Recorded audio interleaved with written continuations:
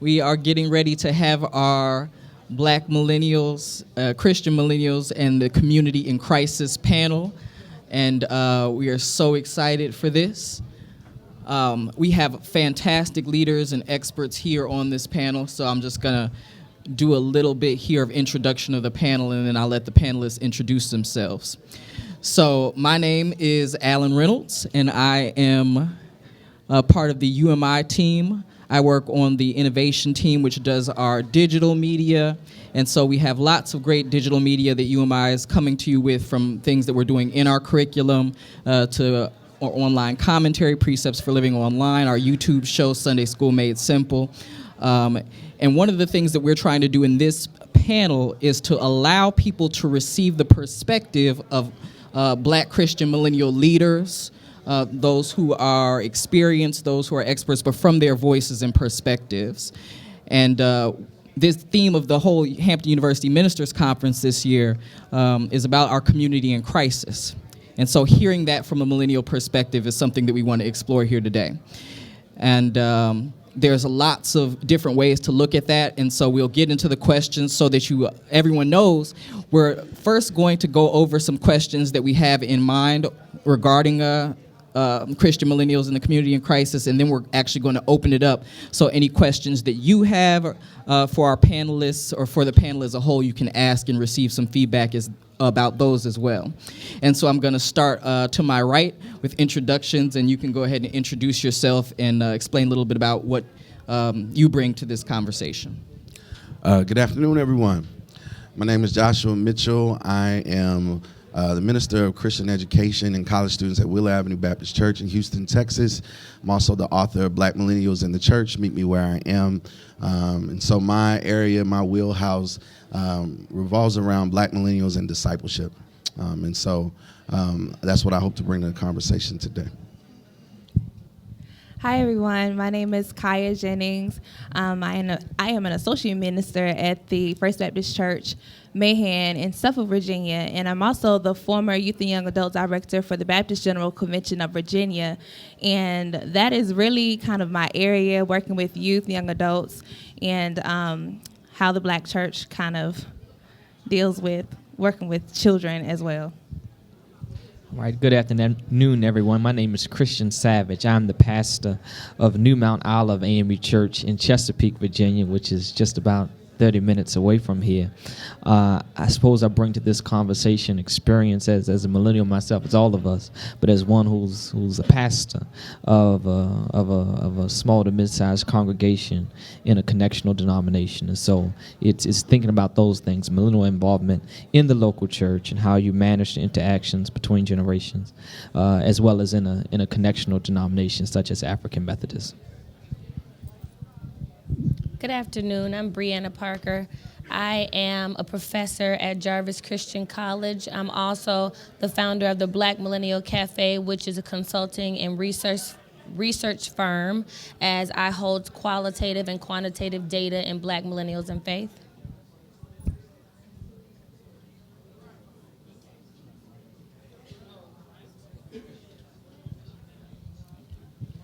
All right. And so the first question we have in regards to this panel is, from your perspectives, what are the large crises facing our communities today? So thinking about being a Christian community, thinking about being here in our United States context, thinking about being African American in that context, Black people in that context, what are the crises that are facing our community? What are the crises that you would like to define? So anyone can take that first. Well, definitely a crisis that we should all be concerned with is mass incarceration. Black millennials are the most incarcerated generation this country's ever seen. And so while we are indeed the most degreed, we're also the most incarcerated, which means we're almost at a split. Just as quickly as we're going to college, we're going to prison. And so one crisis that should be for the country and for the church is what we do for returning citizens, because if we already know that we're having a difficult time getting millennials in church, to think about the fact that 1/3 third of the Black millennials will probably enter prison, we have to have something more than a jailhouse ministry where we go in and pray. Because the truth is, prayer is good, but it's not all that we need to do. So we really have to get to the place where we're going to require our communities to employ returning citizens who are Black millennials, and we're going to actually have to deal with what it means to incorporate them into our lives in ways that are healthy and not demeaning. That's what this book is about. Oh, okay. Just so you know, that's Okay. exactly what you just said. Is what this book is about. Wonderful. I would add also, I think that one of the crises that is sort of a soft crisis is that of our celebration of overextension. And so we have sort of normalized this. I have a lot of dates and obligations. I have not just overextension, but also overexposure. My background is working with youth, and so for 15 years, did youth ministry, and our students, our young people are growing up completely overexposed on social media and that sort of deal, and it becomes a very real reality for them that I don't think we were wired to be able to handle that much exposure to commentary about our every move, what we eat, and we provide this information. It's natural to provide this information, but I think what has happened is in that celebration of that access and the ability to be able to do that, we become so hypercritical in ways that we haven't been able to process yet. And so the depression I see in some of my students, the suicidal ideations and the rates of that stuff, I think is a part of that. And then even on yesterday, I was sitting with some young pastors, and almost to the man and woman, all of us were in our 30s, everybody's on high blood pressure medication. And I think that is as a result of our generation and our culture's celebration of being busy, to the point that we are stressed out and at the edge of stroke in our 20s, in our 30s, and our 40s. And so I think that's one of those soft crises that has to be addressed if we're going to have health and wealth going forward. I would say, in the vein of what Dr. Mitchell has put forth, I would say also the need for social validation. And what you see on social media, we see a lot of young adults and youth wanting or desiring this love from the outside culture, which we know Christ has already proclaimed will never love us. This world is not our world, it's not our home, but we put ourselves on social media in such a way that we desire this validation. We desire this kind of applause from people who were never meant to be for us. And I think that is a crisis as well, because when we do that, we kind of go against our identity and who we are and who we were created to be. And also we allow it to also affect our preaching and our teaching in such a way, if we're not preaching what is popular, we feel like we won't gather the people or grow the church. And I think that is very critical that we take a look at that, especially those in the pastoral context, because the gospel doesn't have to be this popular type of thing. Sometimes what you say is not going to be the popular thing, but it's true to our God, true to our text, true to our biblical writ. And we have to understand that sometimes we won't have the applause, but will we be willing to push on and press on anyway, and regardless of what we may see. Now, amen. And I want to add to the conversation that we've already had, that a crisis, I think that all of us can see, is a mental health crisis in our community and truly throughout the entire country.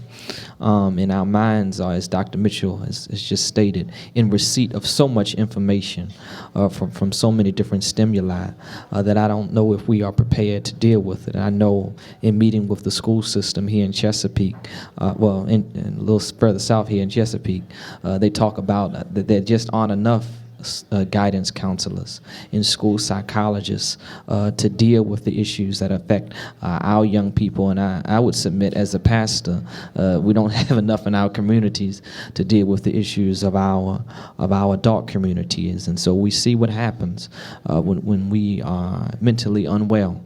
What happens in schools and in workplaces and in church houses when people are unwell.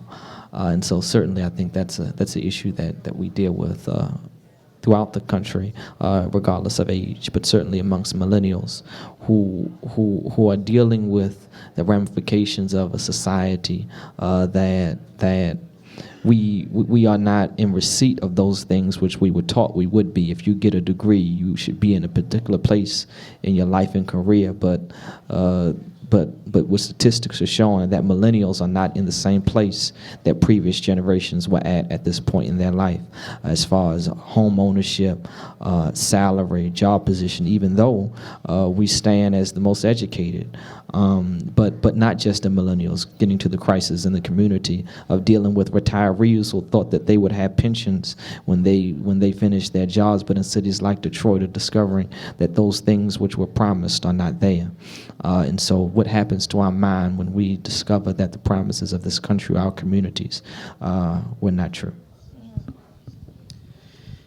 Wow, and so you already touched on it some, but the next question that we have is, in light of these different crises, from mental health to mass incarceration that were pointed out, to the crises of busyness, and also of trying to get likes or be popular in the culture, how is it that we can respond, particularly as Christians, right?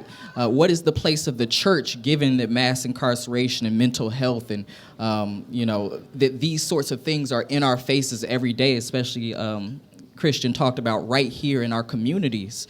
What is the Christian response? Is there something that the church in particular should be doing or can offer given these crises?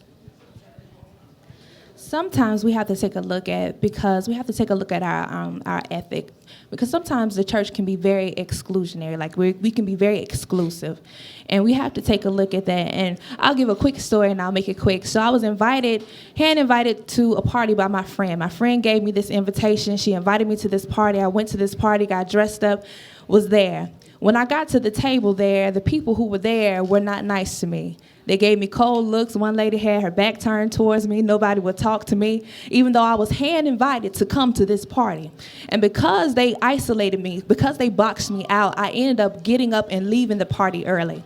Take a look at this. God, and this is the same vein that Dr. Faison and also Dr. Curtis came from as well the other day. God has given everyone here a hand invitation. Y'all not going to help me. A handwritten invitation to the fellowship of the saints. And when they come into our doors, when they come into our places of worship, we are icy, we are cold, we do not include them. And then we wonder, where are the millennials? Where have they gone? They have gone out the door because when the invitation was extended, you were not kind to them.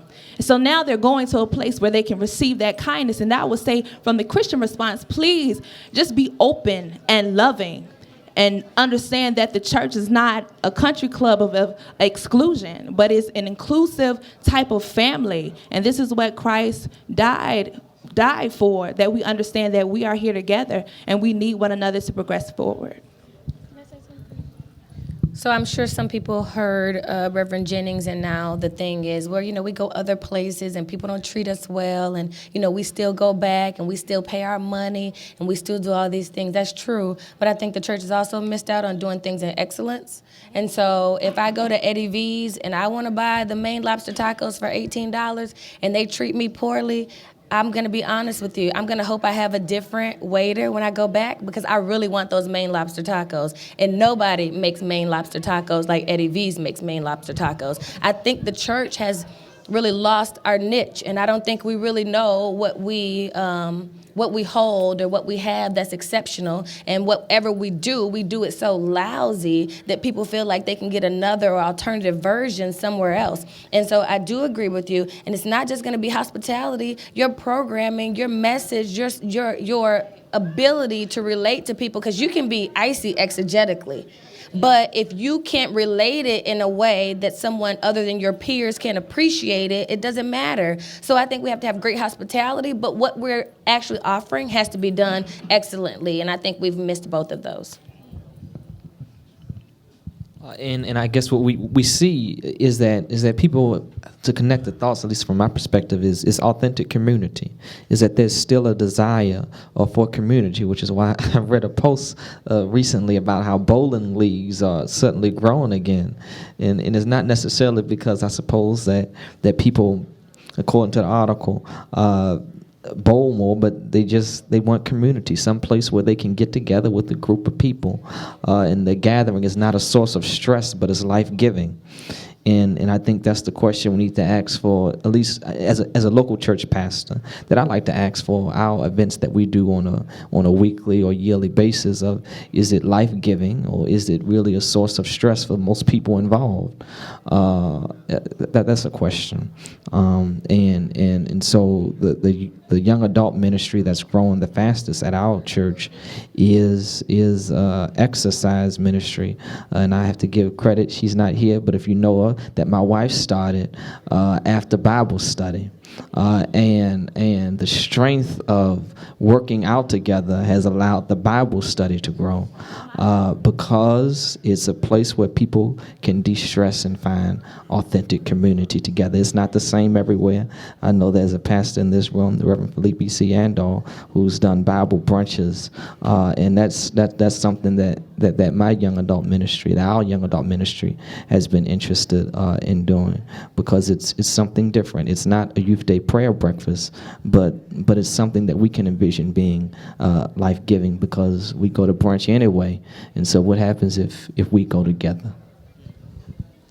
I think final thought on that is the idea of just being the church. That sounds simple to me, but when I look at the book of Acts, I see the creation of the early church as those who recognize the value of their resources, pulled them together to ensure that everybody had what was needed, right?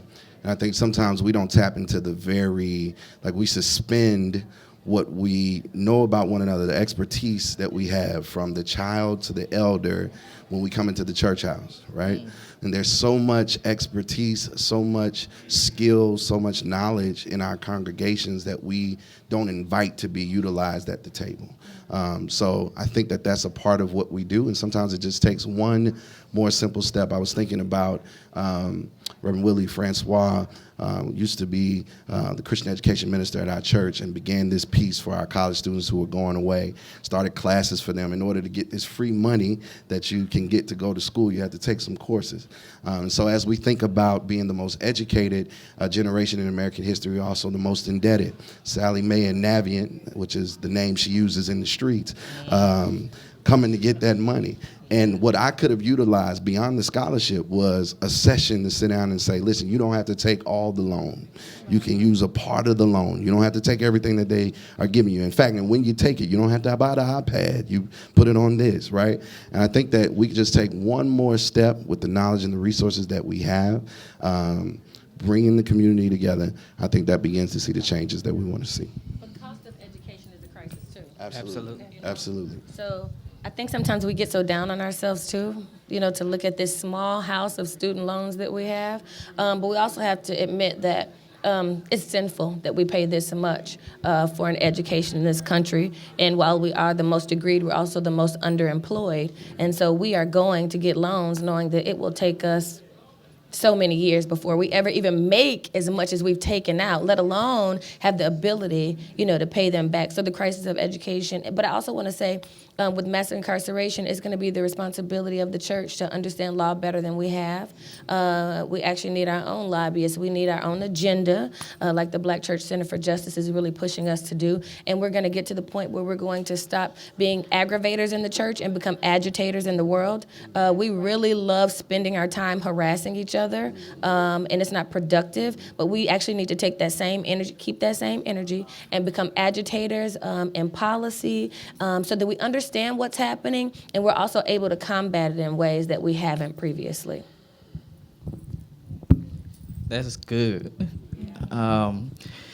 Feel free, to come closer. There are a couple of seats if people want to do that. And the next question that I have, we've kind of touched on it, but something I want to outline. As millennials, we're no longer the youngest generation in America. Generation Z is here. And Generation Alpha. And they are younger than us, and millennials now are at the point where they're almost 40, right? And the oldest millennials,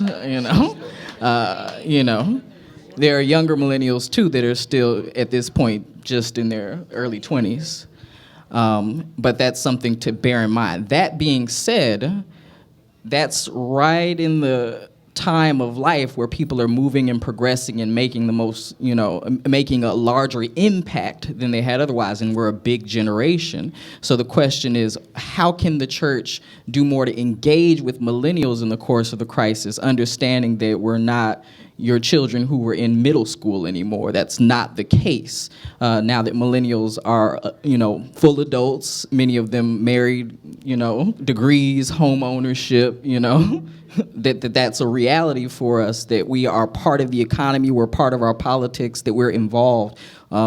How is it that the church can engage this new generation, especially in a space where many churches are seeing less and less of us, and their churches are aging more and more because they are only seeing Gen X and baby boomers and the silent generation and a couple of Generation Alpha, for those who have younger, grandchildren that they're bringing with them to church, or children. How do we engage millennials? How do we engage millennials? Okay. Two things I think we definitely have to do is allow millennials to have voice and value. We can. I've been often too young to lead, but I've never been too young to give. And we really have to get to the point where we value people before we believe nobody else wants to do it. It's like we hold on to something until we retire from a position at church, as opposed to allowing people to come in and learn. It's like at my age, someone would think I could be like a junior deacon. There are places that don't actually believe I should have a space. And so I believe if we're actually going to engage in a way, that means we come to the table, and we come to the table as more than social media experts.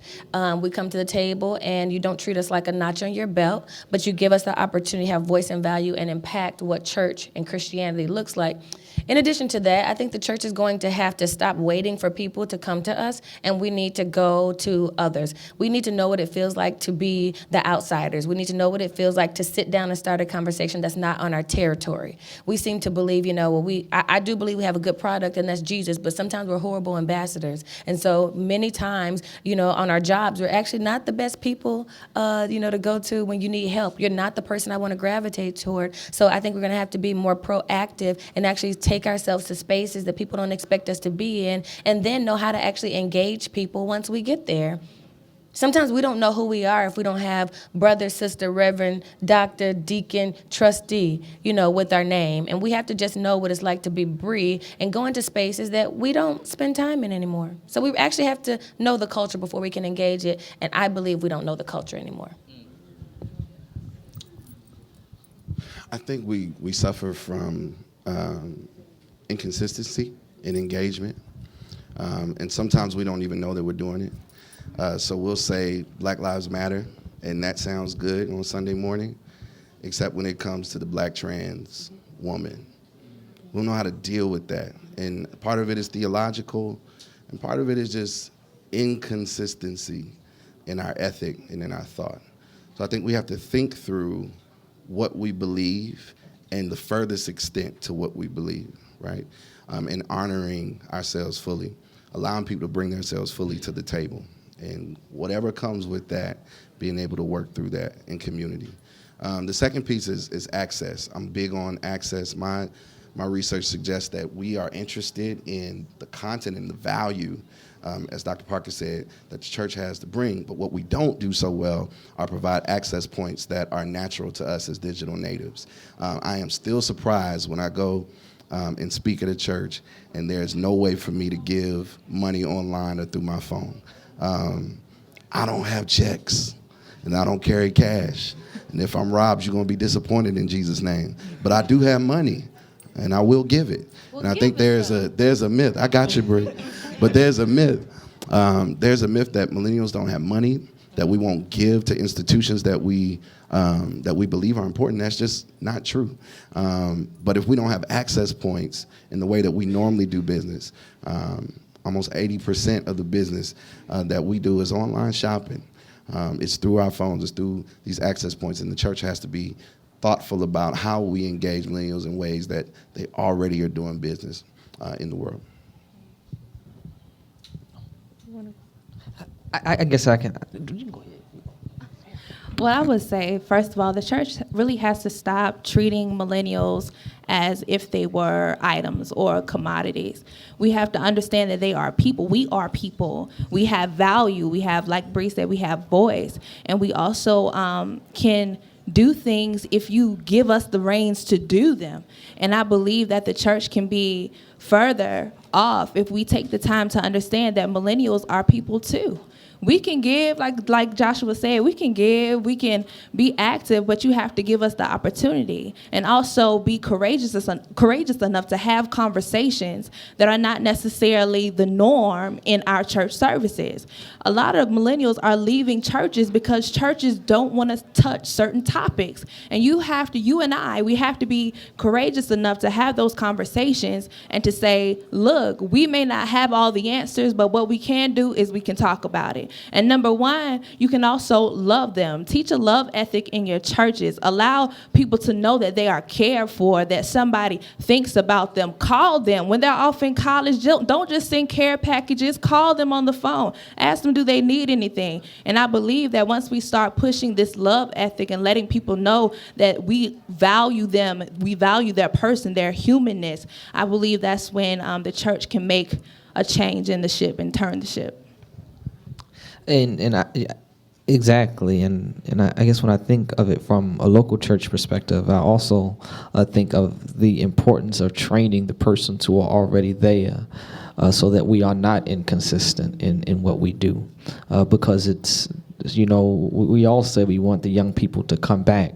But the challenge is, as Dr. Park has said, what can we do to go get them? What can we do to not just bring them back, but to sit with them where they are, to talk with them while they're at school, to have a ministry for them there, and then be as consistent when they do come back, when they do sit in the pew, as consistent in our welcome with the worship experience, and with the entire church experience. Can I add something? So the premise of my work is around this idea of Jesus walking on the water with Peter. That's the premise of the book. And whenever I'm a part of these conversations, I think that there's so much importance in being faithful to Peter. Peter, in my mind, is the millennial in the story, engaging Jesus on the water as the church. This thing that they thought from the boat was a ghost. He's dead, right? And so many of us look at the church as this dead entity. It was once alive, but now, we don't know what's going on. And Peter goes out there, has a transformative experience with the church, with Jesus. But the people on the boat never come out of the boat. What changes the people on the boat is a transformed Peter. And there's so many churches that focus on, we got to get the 12, the 11 that are on the boat. We don't pay attention to transforming Peter.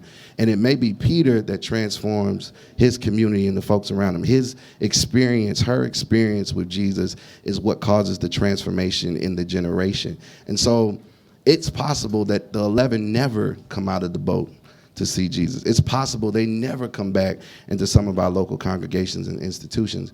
But I think that we do ourselves a disservice when we don't faithfully disciple the Peters that we do have. So instead of focusing on the 200 that you want to get that are out there somewhere, what about the 3, the 5, the 10 that are here, that they are choosing to be here and to pour into and invest in? And I think that a transformed Peter or Paulette can transform the community around them. Amen. So the last question I have before we'll open up to questions from the audience is thinking about the fact that there are these crises that we need to be able to reach millennials. What is it that millennials have to contribute to churches? We've talked about some of it, but particularly around these crises, a lot of the times, as Dr. Parker pointed out, we don't see the value in reaching out and in being engaged with millennials. So what is it that we have to bring to some of these conversations that can help the church overall? Or what are some of those things that are in the older generations as well that we know are needed to work together? So there's 2 questions, but what are those things that at least you can see from this point generationally are values and assets and to coming together to face the crises? So the second part is if they're in thinking about the generations that came before us that are still in churches, what can they partner with millennials in doing to meet these crises? I think we just have to be honest with ourselves and I mean, when did we start beefing with generations in the black community? Like, really? We don't know how to get along with each other. We've been in households with grandmother, mother, aunt, child, grandchild. So I think some of it is to get over ourselves and to get away from what the headlines are telling us. Like, we really do know how to engage each other as long as we begin with respect. And so I think that's what we do, respect each other enough for intergenerational relationships. I don't remember the first part of the question. What do millennials believe to bring to the table? So here's my thing. I wrote a book. It's called, called What Google Can't Give. And there are a number of things that you can find in the book that you should probably buy and to figure out what millennials believed were important. But I think the biggest thing, and Dr. Mitchell hinted at it, is take an inventory of the people in your church. I think so often we're like, I want to read a book. You should read the book. But we want to read a book and figure out the people who are actually around our table. Like, don't read my book when you can have an actual conversation with someone. Talk to the people who are actually there with you so that you're not guessing. That's what we do too much of. We make assumptions like, oh, they said they did this at their church, or this is what's happening. That's fine, but they're in the city, or they're in Houston where you have 17 colleges right there, as opposed to being in a rural area. But if you actually sit with the people and take an inventory of the gifts that are there, we can stop doing some of this guessing. We can be better stewards of our money, and we can actually stop worrying about increasing numbers and know we're making impact with people. Take an inventory of what is there.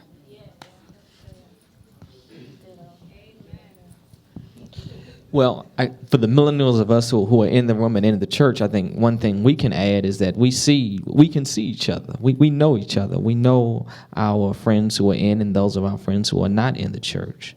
And so what we can offer to the church is our vision. As local pastors, what we can offer to our denominations is our viewpoint of knowing members of our generation who are and who are not in the church. And I think that our denominations and local churches will certainly benefit when we have the courage to say, even to denominational leadership, those things which can penetrate the hearts and minds of our generation.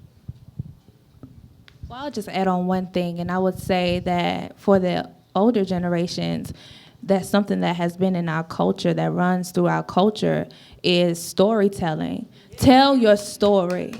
Tell your story. Your story has power. God has not allowed you to go through all of these things in your life for you to keep your testimony to yourself. And the only way that that we as millennials and the younger generation can go and make leaps and bounds over the obstacles that are set before us is if we have the wisdom of the elders. And elders, do not forsake us. We are here and we have the power to move forward, but we need your push to get us over. Y'all not gonna help me. But I'm saying, so this is one thing I believe that we can bring is having intentional conversations, and we can have intergenerational ministry once we begin talking and sharing with each other and understand that our sanctuaries are sacred space. They're just not brick and mortar buildings. They are sacred space filled with the Holy Ghost. Y'all not gonna help, but I'm just saying, once we do this and understand that our stories have power and our stories are valid, I believe we can continue to move forward in ministry. I think generationally, what we bring is what we've always brought in terms of age and stage. I think that the wisdom of the elders is what the elders have. The elders provide us wisdom and strength, and we have the willingness to work. The elders have the wisdom and the strategy, and we have the willingness to work and the strength of body. And so I think when we mix those together, we can address these crises as well. All right. So if there's anyone in the audience who has a question, we are open to it. If you can, raise your hand and I'll call him. Yeah. Yeah. You want to go? If I could just Go ahead. push back a little. I believe we did I believe faith and hope definitely is something that we've carried through generations. But I also don't want to romanticize it, because if other generations held so strongly to the faith, you wouldn't have such high numbers of black millennials who've never walked into church before. So at some point there was a breakdown, and it didn't begin here. Also, when it comes to hope, if we want to look at what we really believe about hope, we can see what's happened with policy. Some of it was ignorance, and we didn't know what to do or how to do it. And some of it, we obviously lost hope. And when I think about the way people discuss this generation, there's a lack of hope there. So while it is something that's been carried through generations and it's something that should continue to be carried, I don't want to romanticize where it's been in other generations and make it seem as if we've dropped the ball today. Whatever you don't like about millennials, you have to ask the people who created them how this has happened. And so somebody has to be responsible for the Frankenstein that we see today. And some of it's just being tired too. I also don't want you to think that I don't understand. You know, you fight, and then finally it seems like you've had some kind of relief. You know what I mean? And you do want to just breathe, but maybe that break was a little too long, or maybe we missed something. But I don't want you to believe that we don't appreciate and value and understand what you went through. I just want us to always be honest about how we got here. And it's not all about how someone or how a generation has dropped the ball. It's all about the bounce back, how you come back, and how you live out your faith and how you embody your faith.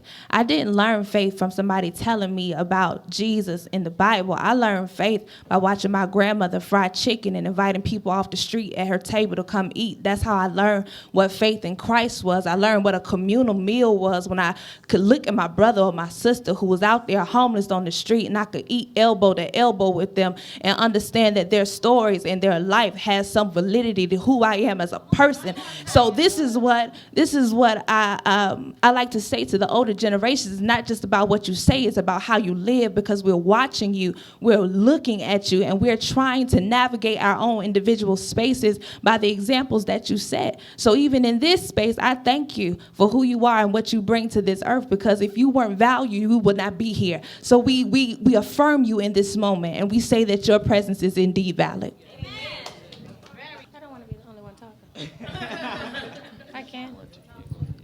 In policy and in the public, there's only so much you can do from your pulpit or your couch. So I think that in order to decrease gun violence, you actually have to be with the public, and I think we have to push for policy. But that doesn't happen because you have no money either. So we also have to galvanize in a way that allows us to have the resources to do what we need to do.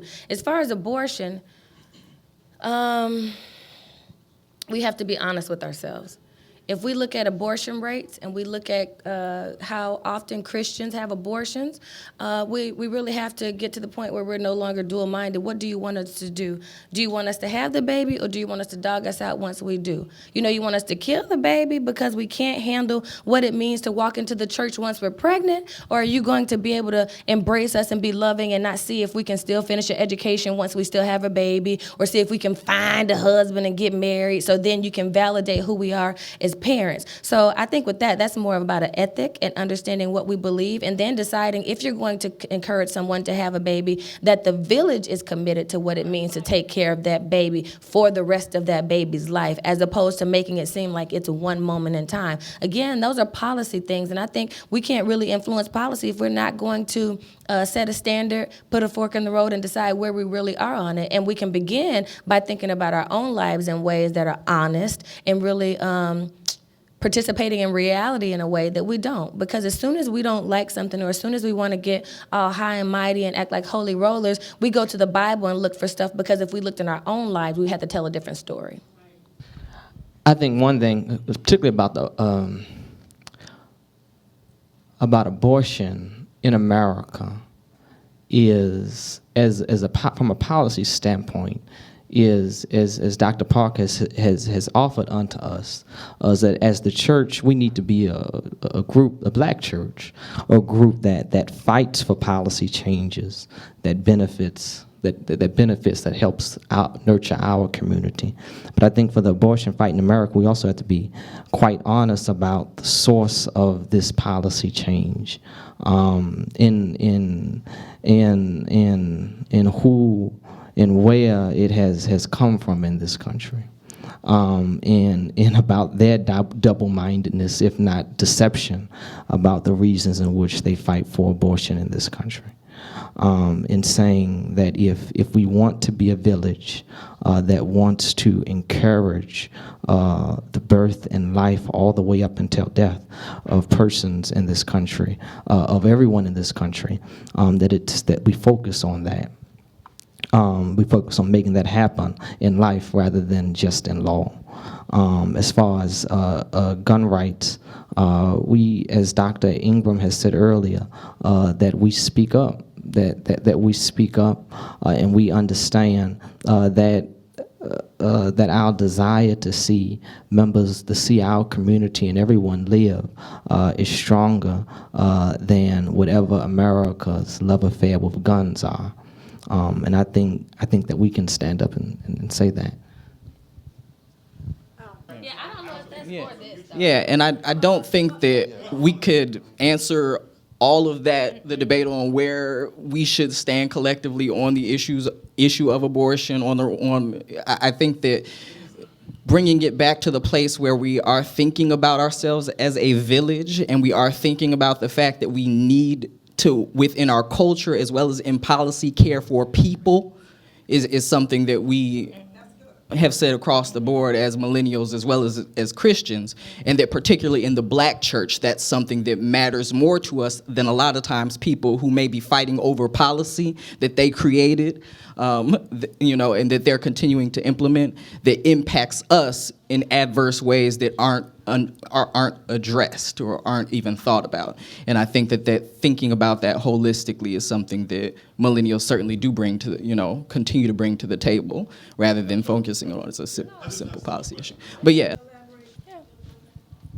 My research shows that Black millennials appreciate Bible study more than Christian education. So when I saw that in quantitative data, I'm really confused, because I actually thought we would appreciate Christian education a lot more, especially being the most degreed generation in the country. So after going from surveys, I spent some time doing some small groups, and I asked, what does this mean? Why are we not really checking for Christian education in the same ways? And one of the largest responses happen to be that we go to school and we have an expectation of excellence from us and then to us. And so to come to the church and you're calling something Christian education, but it's whosoever will let them teach, that kind of doesn't work for millennials. And so we have to go to work. We perform in excellence. They have an expectation of excellence from us, and we have an expectation of excellence from them. And we go to the church, and it's kind of sometimes half done or not so prepared, or it's like they say something like, the church has an announcement to make. We're on Facebook now because we want to reach the young people. That was cute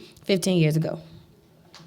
So I don't know that we always stay in touch. I don't know that we always do things in a way that says that we really want to be in the space. And so I think to come into something and somebody, the Christian education teacher is teaching us from the book of Job, that doesn't always work. And we might giggle, but it's true. We have people who are not prepared to do what they are standing to do. And that does not feel good for us and for most people, I'm sure. And so I think when we get there, we should have an expectation that when we get there, it's going to be worth going to.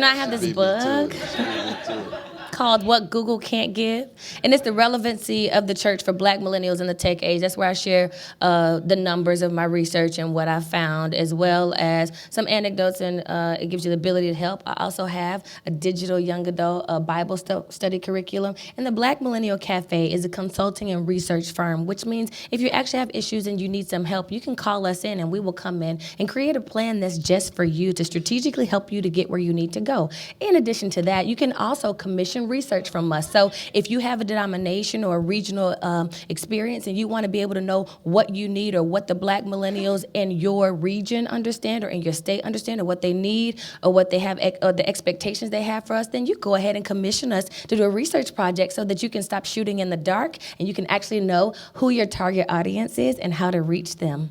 God bless you.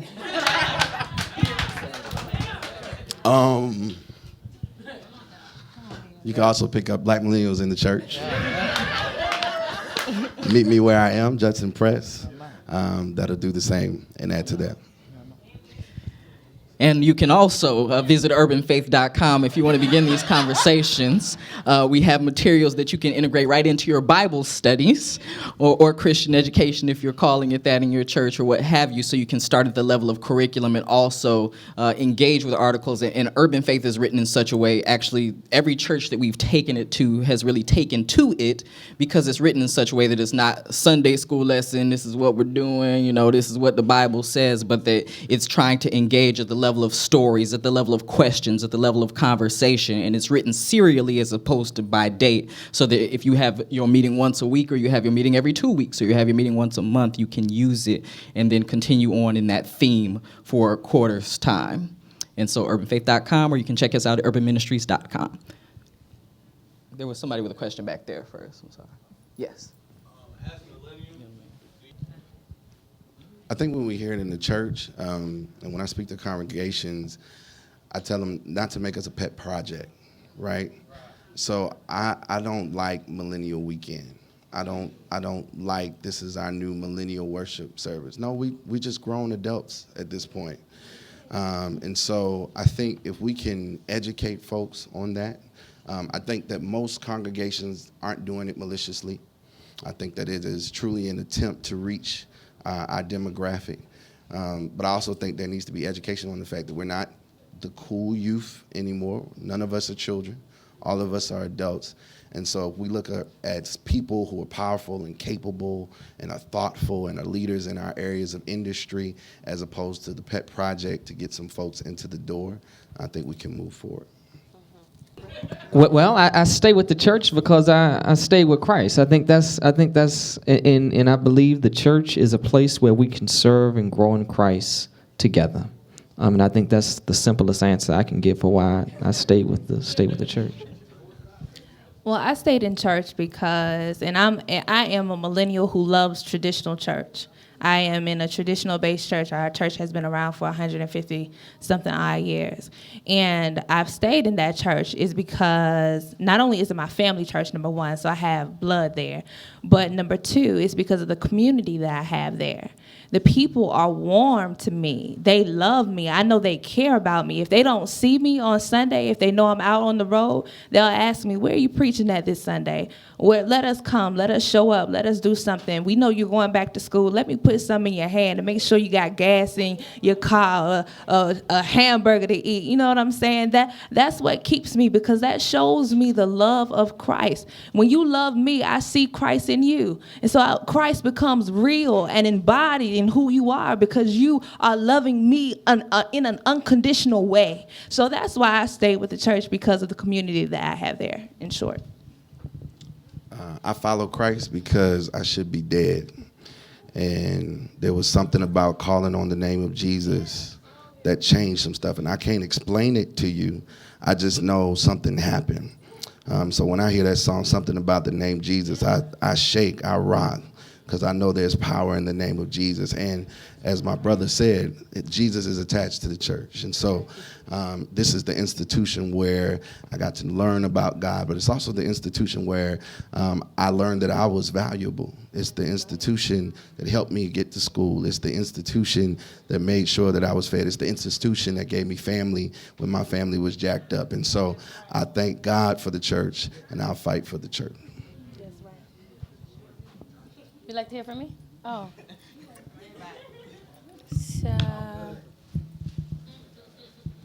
So why I'm inspired to stay with God? I guess because every time I want to give up, I have a new reason to stay in there and to love God. And because I know what it's like to give up on God, but I don't know what it's like for God to give up on me.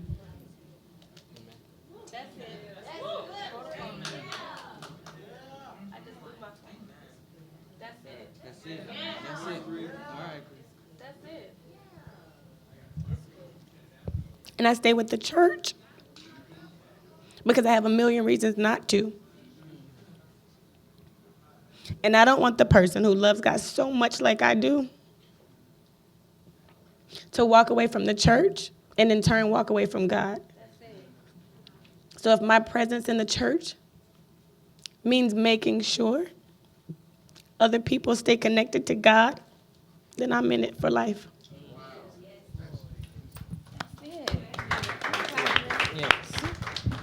can clap for that. That is actually a wonderful note for us to end on. That is the end of our time together.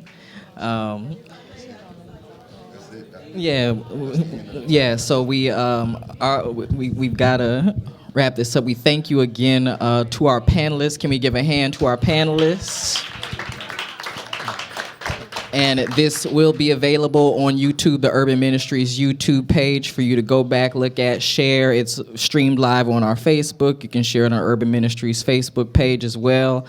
Our panelists will be here for a second. Some of them have places to go, so if you have questions, you can catch them.